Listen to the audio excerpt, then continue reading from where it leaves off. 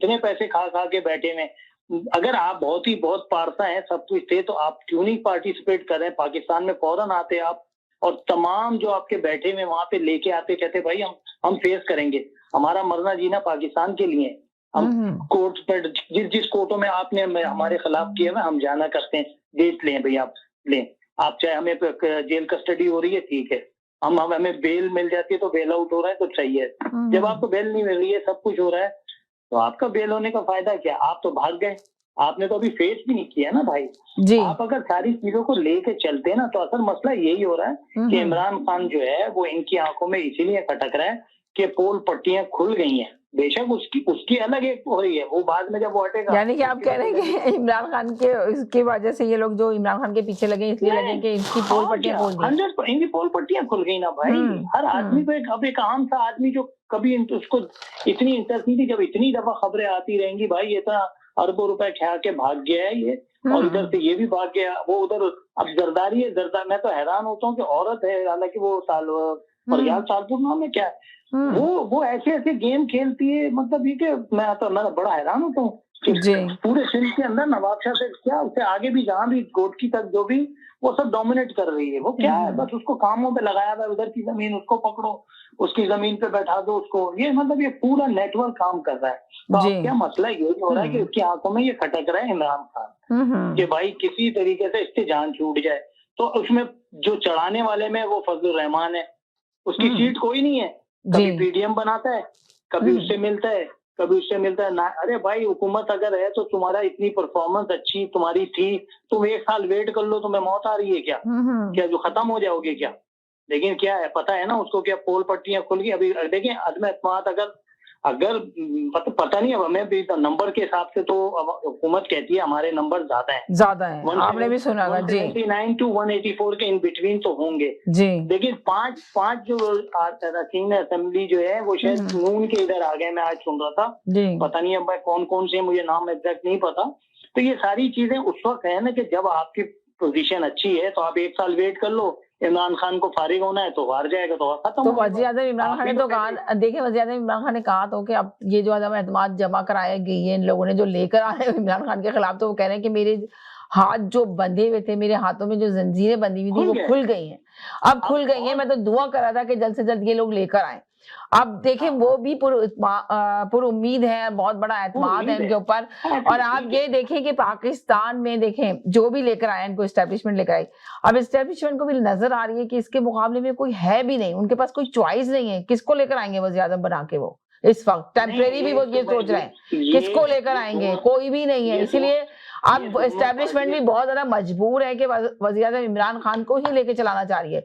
ये जो आके पीटीआई के लोग बोल रहे हैं, एक हकीकत में जो बोल रहे हैं कि अभी 5 साल ये करेंगे, आगे का भी 5 साल करेंगे, इसलिए बोल रही है हुकूमत को नजर आ रहा है कि चॉइस नहीं है एस्टेब्लिशमेंट के पास लाने के लिए। इसलिए कि देखें नवाज शरीफ एक सियासतदान है, वो बैठा हुआ है लंदन के अंदर, शहबाज शरीफ जो है वो भी बीमार है, नवाज शरीफ है नहीं, जिनको जो पार्टी के लीडर थे वो है नहीं लीडर, और जरदारी जो एक बहुत बड़े सियासतदान है तो वो बिल्कुल बीमार हैं, शदीद तरीन के बीमार हैं। तो अब एस्टेब्लिशमेंट के पास है क्या जो दूसरे बंदे को लाके इसकी जगह खड़ा करेगी? तो वो इमरान खान को ही लेके चलेगी। अब ये देख लीजिएगा, यही तो मैं आपसे बोल रहा हूँ कि इनको यही लग रहा है ना। आप क्या कहते हैं, आप बताएं कि आपको क्या लग रहा है? अभी जो आ रही है बातें आ रही है, एक सेकंड होल्ड करें जी। हेलो जी, अस्सलाम वालेकुम। वालेकुम सलाम जी, मैं आपका प्रोग्राम सुन रहे हैं देख रहे हैं जी, देख रहा हूँ जी। अभी लगाया, मैंने कहा देखूं तो सही। देखे अभी क्यों लगाया? 9 बजे स्टार्ट होता है, आपने 1 घंटे लेट लगाया। स्टार्ट होता है, अच्छा मुझे पता नहीं था 9 बजे। आप लिख लें डायरी के अंदर कि 9 बजे स्टार्ट होता है, 9 बजे देखा करें और आके अपना तजिया दिया करें जी। बिल्कुल जी, माशाल्लाह तजिया बड़ा सुन रहा हूँ मैं इनका, बड़े अच्छे बोल रहे हैं भाई साहब जो बोल रहे हैं जी। अब मैं बोलना शुरू कर दूं? मैं 1 सेकंड, अगर एक कॉलर का मैं 30 सेकंड का तजिया ले लूं, फिर आपका लेती हूँ। चले वो ड्रॉप हो गए, आप ही दे दें, वो आपका सुनकर ही आएंगे बाद में। मैंने 30 सेकंड का नाम लिया तो उन्होंने कहा शायद उनको लंबा तजिया देना था, तो उन्होंने कहा मैं ड्रॉप होता हूँ, बाद में करता हूँ। आज 2 बातें इतनी अच्छी हुई हैं कि मैं कहता हूँ आप वो 2 बातें आप मुझे बता दें क्या अच्छी हुई है। बहुत ही खुशी आई होगी लोगों को। एक तो इमरान खान के लिए जो लोग सड़कों पे निकल आए। आज पिंडी से शुरू हुए, रावलपिंडी से चलना और इस्लामाबाद पहुंच गए वो, और नारा मारते जा रहे थे हम सब पाकिस्तान है। ये रिपोर्ट अल जजीरा में, अगर किसी भाई ने नहीं देखी है तो अल जजीरा को देख ले, यूट्यूब के ऊपर जाके देख ले कि किस तरह लोग जो है बाहर निकल आए हैं, सड़कों पे निकल आए हैं इमरान खान के लिए। और दूसरी बात जो हुई है वो इतनी अच्छी बात है, उससे तो दिल से खुशी हो रही है, मेरे तो लड्डू फूट रहे हैं। और मौलाना फजल रहमान ने आज जो आपके एक बात सुने ऐसी मजाया बात, आपके दिल से लड्डू फूट रहे हैं, मगर आपने 1 घंटे बाद टीवी ऑन किया और टीवी खोला आपने मेरा प्रोग्राम के में शामिल। नहीं, मैं आपको बता रहा हूँ कि हुआ क्या है। हाँ, लड्डू तो फूट रहे हैं आपके दिल में। जी, फजल रहमान ने जो असेंबली पे हमला किया आज, अपने जो दहशतगर्द भेजे उन्होंने कोई 70 के करीब, और फिर जब वो पकड़े गए पीछे से तो कुछ भाग गए, 19 पकड़े गए थे, तो 19 को भी रिहा कर दिया। तो दो उनके साथ कौमी असेंबली के मेंबर थे, उन्हें भी रिहा कर दिया।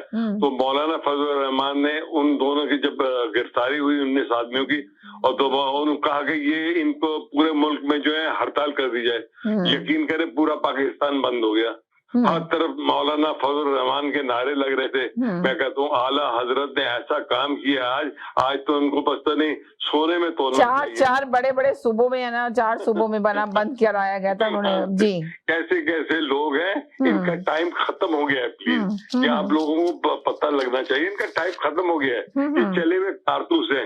वो सबसे बड़ी बात, वो उसको इतनी सर्दी लगती है, वो वहां पर प्रेस कॉन्फ्रेंस की, वो पता नहीं क्या बातें करता है, कभी हाथी बोलता है, कभी टांगे कांप रही हैं, हाँप रही है, क्या बातें करता है, ये कहाँ से आ गया।